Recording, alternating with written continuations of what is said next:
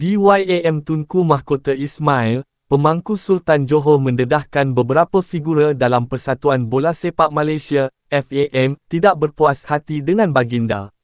Rasa tidak puas hati itu timbul kerana mereka dikatakan tidak dapat membuat duit atau menerima sebarang projek.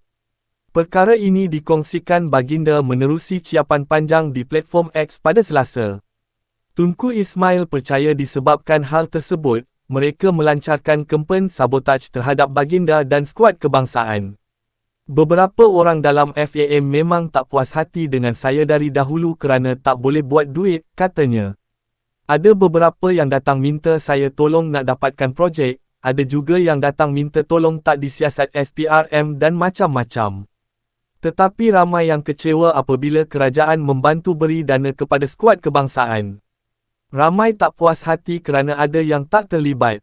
Jadi secara senyap berjumpa Ultras Malaya, beberapa orang media, dan beberapa orang dalam media sosial. Untuk mula kempen sabotaj dan menggunakan pelbagai naratif. Tunku Ismail juga percaya individu yang sepatutnya bertanggungjawab atas isu membabitkan 7 pemain negara ialah figura-figura ini.